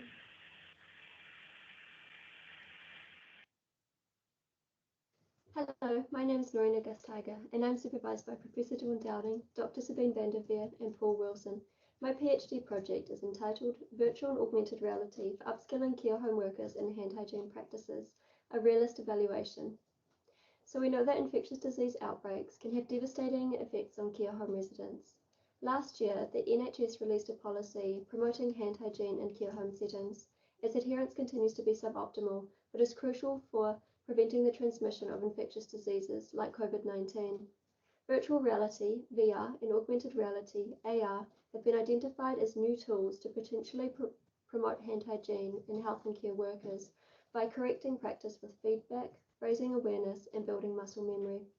In virtual reality, users become immersed in a digital environment, whereas in augmented reality, real-world environments are complemented with computer-generated imagery or objects. Previous uses of VR and AR training have been promising, but are limited for care home workers. A gap in knowledge also remains on what makes AR and VR training effective, for whom, and in which contexts. My two research questions are therefore, how and under what circumstances can VR and AR smartphone apps be implemented to upskill care home workers in hand hygiene practices, and how and under what circumstances do they work? There are four main components to my PhD program, starting with a systematic review of existing hand hygiene apps, which I have completed. The purpose of this was to assess the content, technical and functional features, and quality. It was also important to identify any apps that used AR and VR and are available in the UK. The second component is a realist review, which I've also completed, and the purpose of this was to form an evidence-informed program theory on how AR and VR have previously been used to upskill health or care workers by considering contexts, mechanisms, and outcomes. We also tested and refined the theory by using empirical evidence from 7 databases. The third component is the one which I'm currently working on, and this is a realist interview study with care home workers. And the purpose of this is to explore the care home context, refine the program theory, identify mechanisms to be tested, and also determine which app might be appropriate to use in the future. In my future component, component 4, I will likely conduct a pilot experimental study, but the methods depend on my findings from my current interview study. So this will help us to test the program theory and determine the effectiveness and or feasibility of using VR and AR smartphone apps for promoting hand hygiene in care home workers. I can share some results to date. So we identified 90 hand hygiene apps and reviewed them. We found that only 68% of these met the minimum acceptability score of a 3 out of 5 by using the validated mobile app rating scale, and 42% used innovative approaches to engagement, of which 4 used AR or VR. You can read the full-length paper in JAMA, which has already been published, and you can scan one of the QR codes at the bottom of my poster to access it directly. For the realist review, we identified 80 papers on VR and AR training and used this to form a program theory. We then tested it by using empirical evidence from 46 studies. We found that mechanisms were perceptions of realism, easier visualization of patient anatomy, interactivity, deep immersion, and repeated practice within a safe learning environment away from patient harm. Outcomes included improved skills, learning and knowledge, and learner satisfaction. And barriers and facilitators to implementation and maintenance involve technology costs, attitudes and negative experiences like cyber sickness, logistics, access to training, and leadership and collaboration. The protocol for my realist review can be read in BMJ Open by scanning the other QR code, and the full-length review will hopefully be published soon, as it's currently under consideration by JMIA Serious Games. In the last year, I've also completed lots of training, including on strategic publishing, journal reviewing, academic writing, conducting realist reviews, and completing an ethics application. In the future, I will continue to explore the care home context and test and refine the theory. I've also been enrolled in some statistics and project management training. And ultimately, we hope that this work may help to develop an innovative and engaging approach to hand hygiene training. It will also help to determine how AR and VR training works, for whom and in which contexts. It will also identify considerations for implementing and maintaining AR and VR training and hand hygiene interventions, and hopefully provide a blueprint for other researchers who might be interested in conducting realist evaluations. Thanks for listening.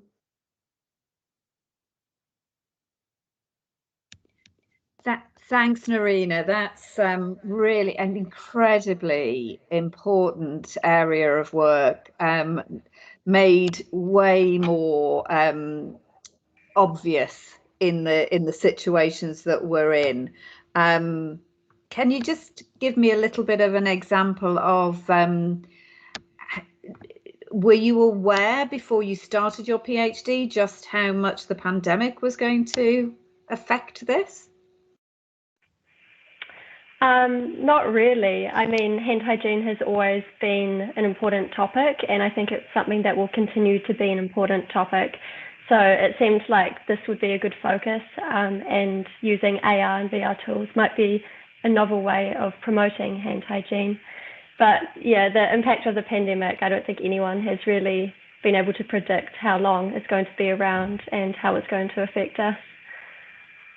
But absolutely underlines the importance, as you quite rightly say, it's always been a key aspect of clinical care, and it just underlines how important the work that you're doing is. And you're getting some great comments about the graphics on your poster, and I'm very much liking the QR code to access your papers as well. That's a great tip that I think I'm going to try and nick. So thank you for that, Narina. Thank you. Any other comments or questions for Narina? I have a quick question, if that's okay. Yes, Amy. Yeah. I was wondering, did you say you're about to start your interview study, or have you started it yet?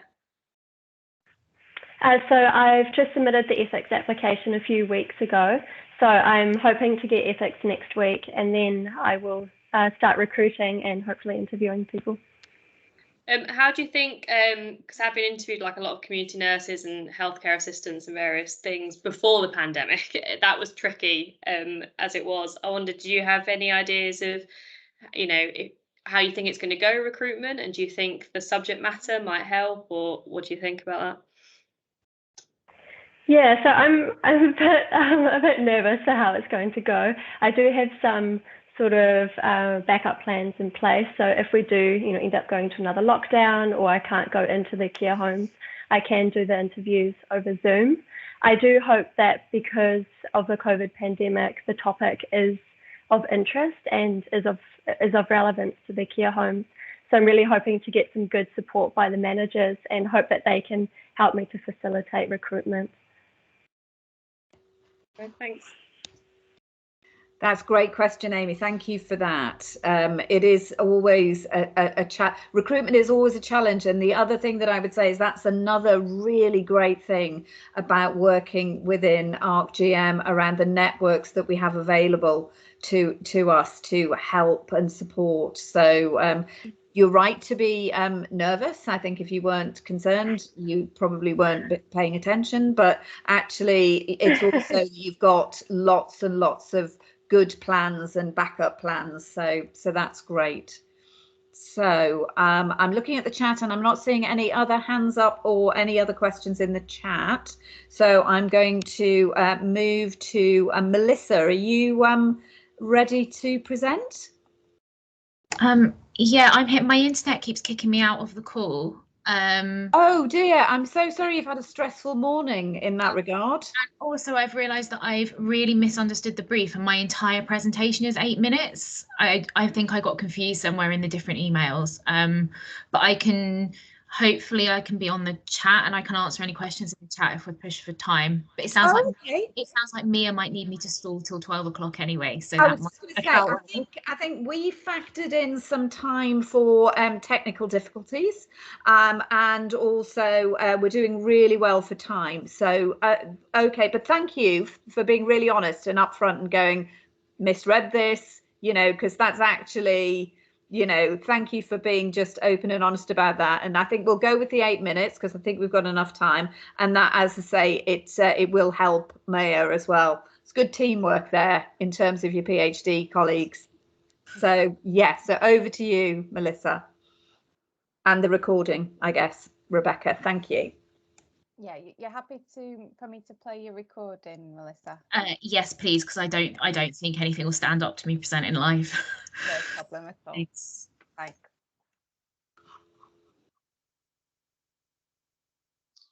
Hi everyone, I'm Melissa Sergi and I'm a PhD fellow in the ARC, and today I'm going to give an overview of my PhD project, which is exploring the role of commissioners in place-based health and social care.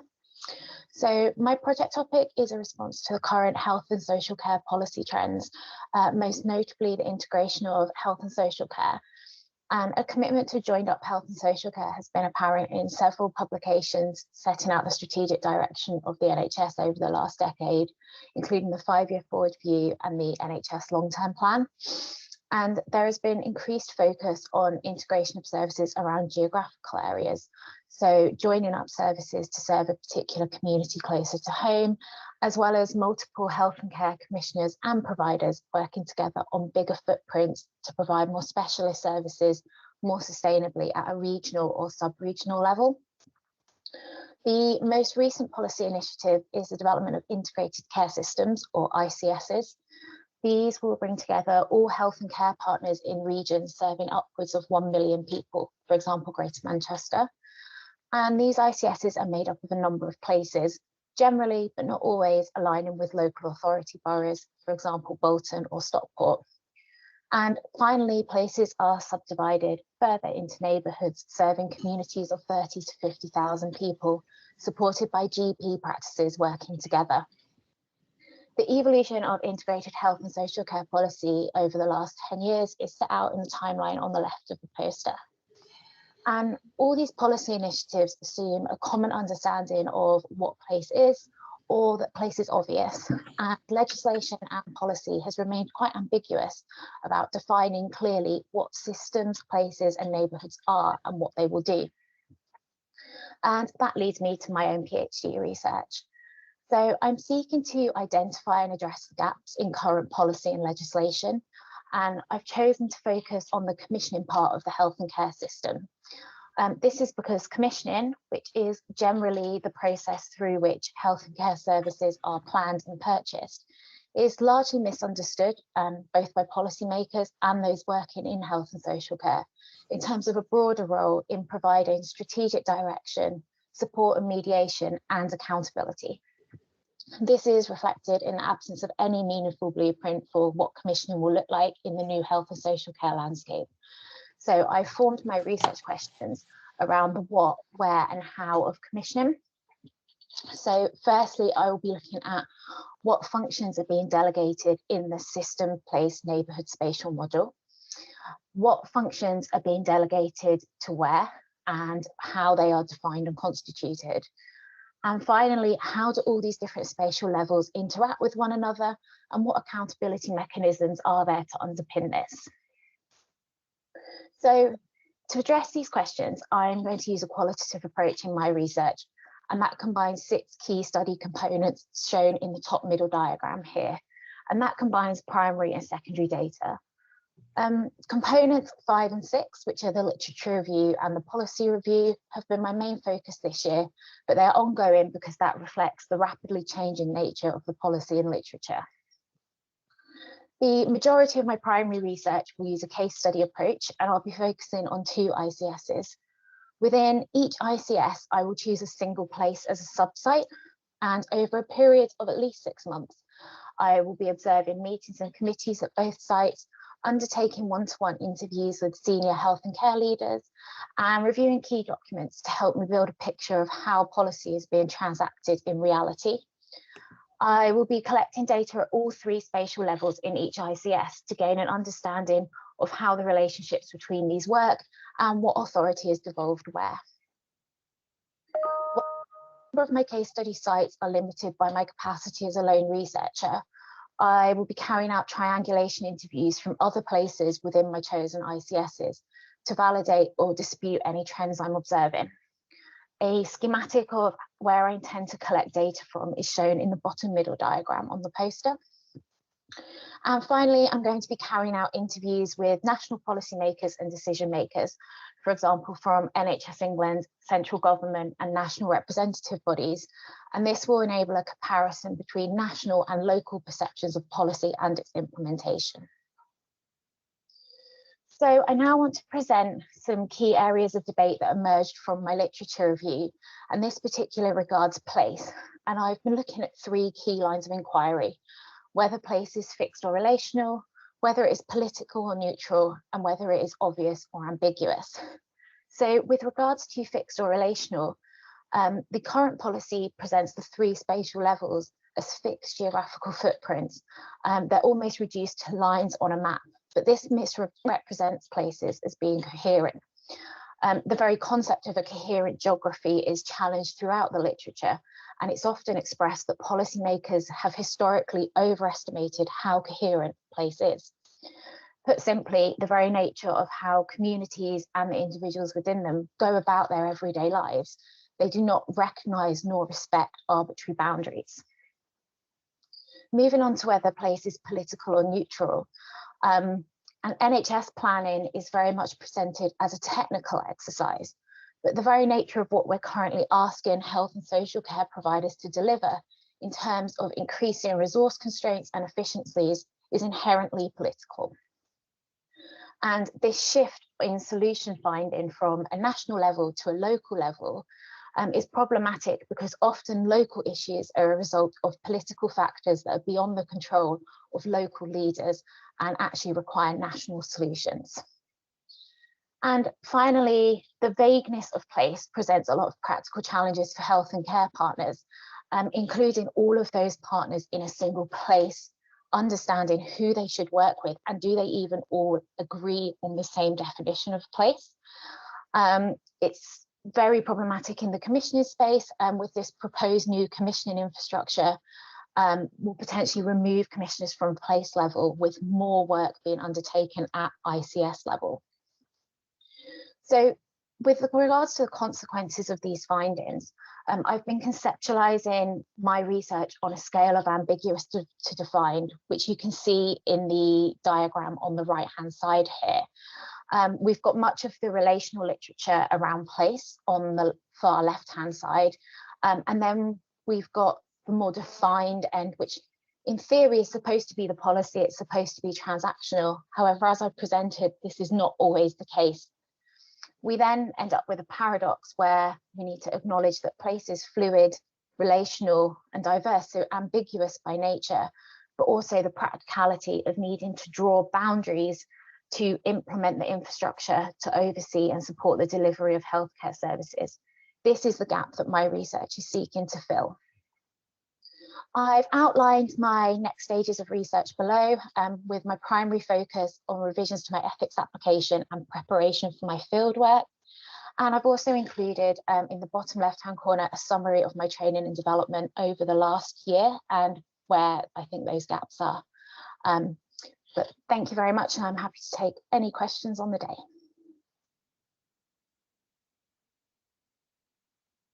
Thank you, Melissa, and thank you for a really good overview of something that's incredibly complex. And I really do, I absolutely recognise your comments about place being a contested sense and different people having different views about place.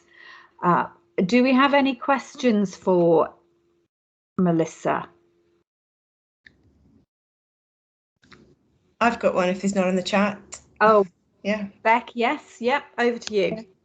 Thanks, Melissa. That was really interesting. I was just thinking, I know it's maybe yet to come, but just in terms of when you get interviewing, what sort of roles do you think the people will be in that you actually have in your case studies? So it's going to be a mixture of people from different parts of the health and care system, but mostly at a senior level, so sort of chief exec, board director, but then also looking to interview sort of GPs who are involved in primary care networks, and also some medical directors and other people from professional backgrounds as well, and potentially, if time allows, sort of maybe go down to middle manager level, so I can see how the policies sort of actually filtering down organisations. It really depends. It's just the pure number of organisations involved in ICSs and places really bumps up the interview numbers just looking at the most senior level. But ideally, I would like to look at other levels as well. Great, thank you. Thanks, Melissa. And Janelle, you have a question. More of a comment. I mean, this is such a timely project, isn't it? So so well done, and good luck as well. It'll be really interesting to see your results. But you might want to also reach out to the COOs, so the operation managers who sit on the board as well. They're normally involved in a lot of this, probably more so than medical directors and chief nurses, to be honest. Just a thought. And COO stands for Chief Operating Officer, just in anybody doesn't know. Thank you, Michelle. That's okay. Just in you know, so that's a really good point, Janelle. Absolutely. There's a whole operational side that is interesting in this. But Melissa, some of the comments which I absolutely concur. It's an incredibly complex area, and you explained it very well, and I'm really looking forward to hearing how your PhD the learning from your PhD, as Janelle says, it's a very timely project, so well done. Thank you for that. So Maya, are you ready with your presentation now? Are we good to go? Yeah, we're good to go now. I think my supervisors are here. Brilliant, that's great. So Rebecca, are you able to share Maya's poster? Yeah, are you wanting to live present, Maya? It's okay, you can just play my video if that's all right. Yeah. Okay, no problem at all.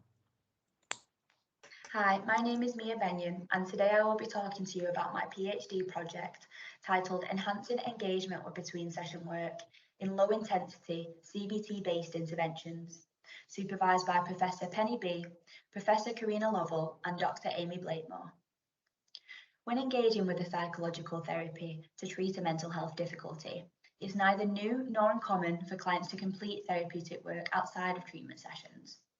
Since its establishment, between session work has been particularly endorsed in cognitive behavioural therapy and remains a core feature of the approach.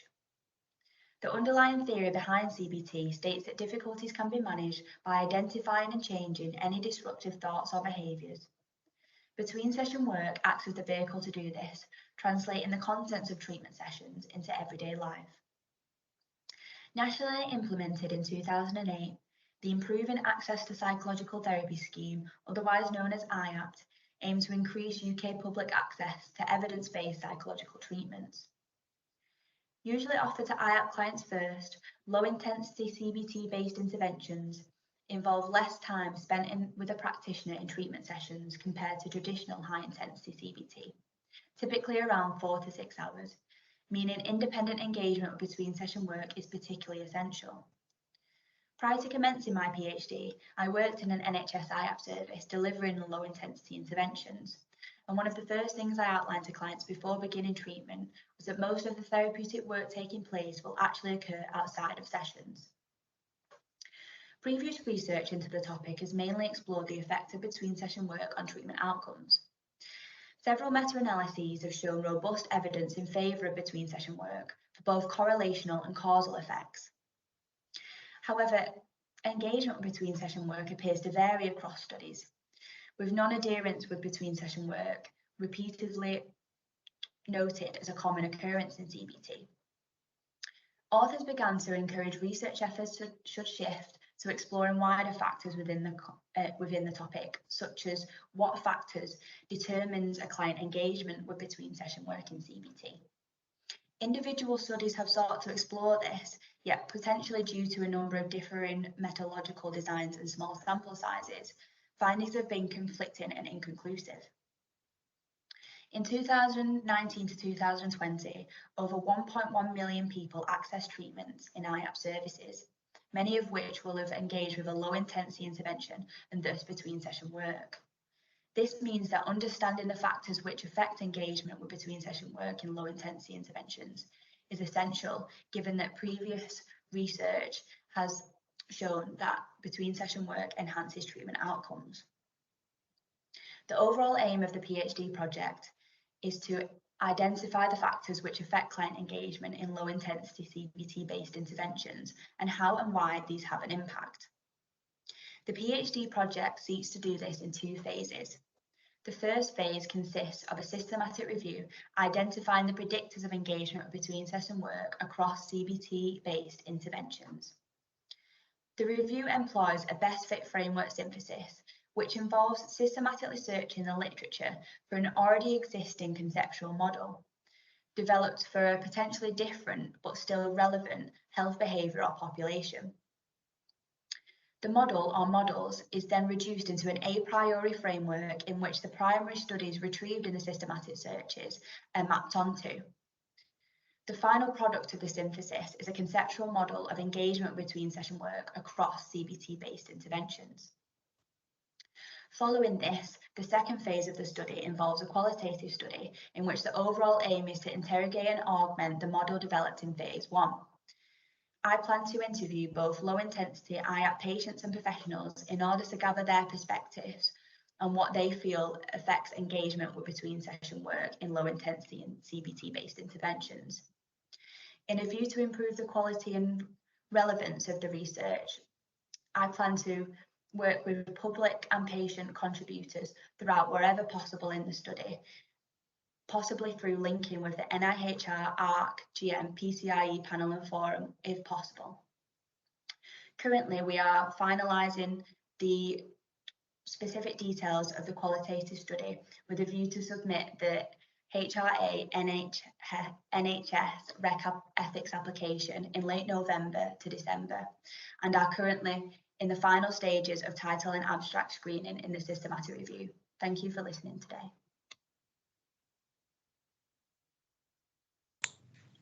Thank you, Maya. That's a really good overview of, again, an incredibly timely and important PhD. Can I open it out for questions? Are there any questions?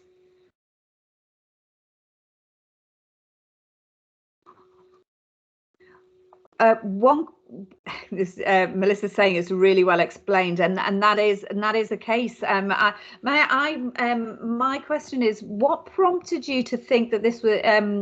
What prompted your area of interest in this topic? Well, before I started my PhD, I did work in an IAP service as a psychological wellbeing practitioner. So I kind of experienced firsthand how important the between session work aspects of low intensity interventions are. And it was one of the first things I outlined to clients, because sometimes it comes as a surprise to them, because some people think, well, if I'm attending sessions with my practitioner, then that might be enough for me to feel better, when actually it's so much work outside of the sessions that they need to independently engage with. And also I experienced, say, for example, a client came back and they hadn't completed the between session work. It really does kind of stunt progress in an intervention which is so time limited already. So it's just really important. So I think first-hand experience of seeing one of the importance of between session work, and also to kind of anecdotally looking at factors which affect a client engagement between session, really interested me as well.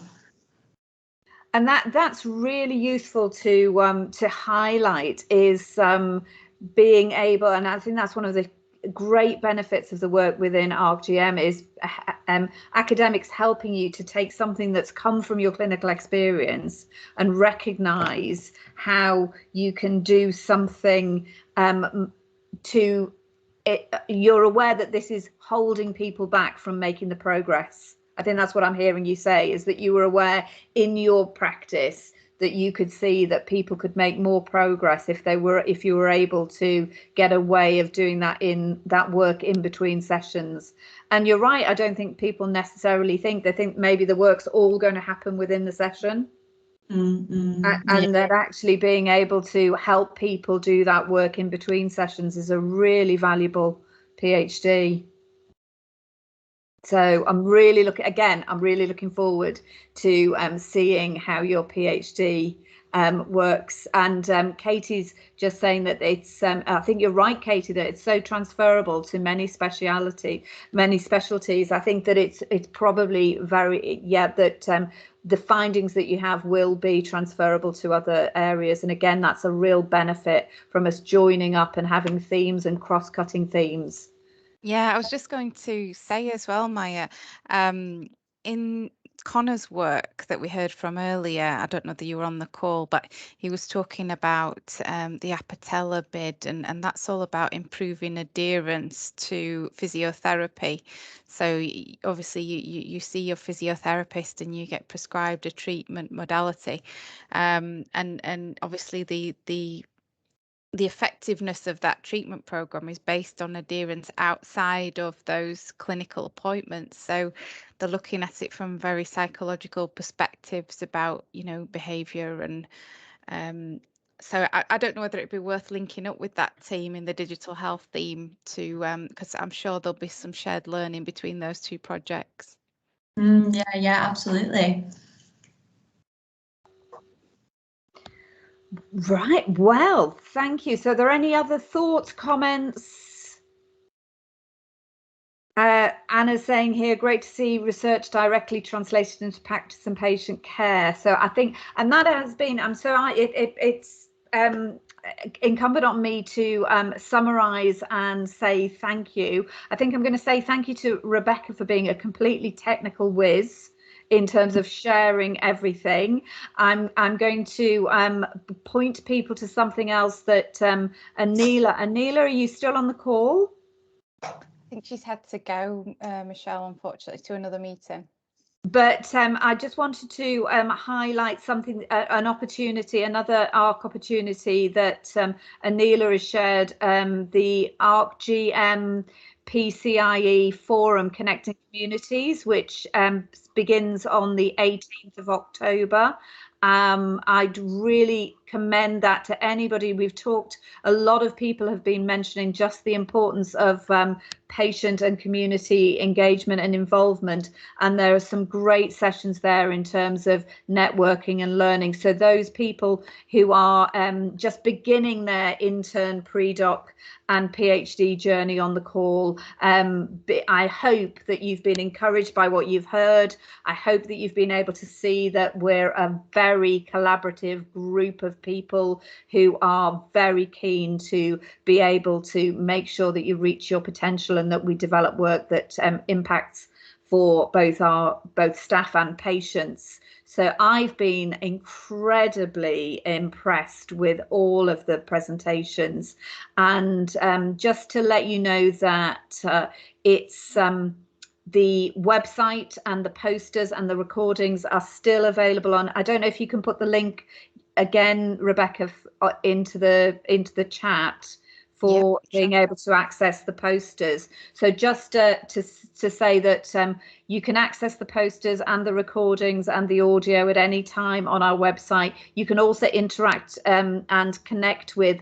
So if you've heard something you thought, exactly as Rebecca's saying, or you might want to connect up with this person from an internship point of view or from a PhD point of view, you can leave a message and you can start a conversation with any of our poster presenters. Please do let them know if you'd like to connect with them, because will stay available on our website, and hopefully will be another way of connecting and collaborating.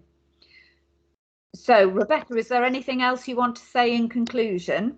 Yeah, obviously it was a poster competition, so we've got a panel of 3 judges who will be having a look at the posters and have been on the call today and scoring those posters. So we will be announcing the winners next week, and the prize winners for each category will be awarded a £50 Blackwell book voucher, which will be posted to your home address, and we will hopefully put a news piece in about the winners in the next ARC newsletter as well, and possibly on the website. So watch out for an email next week about whether or not you've been a winner. But I'd just like to, so that just remains for me to thank all of our presenters.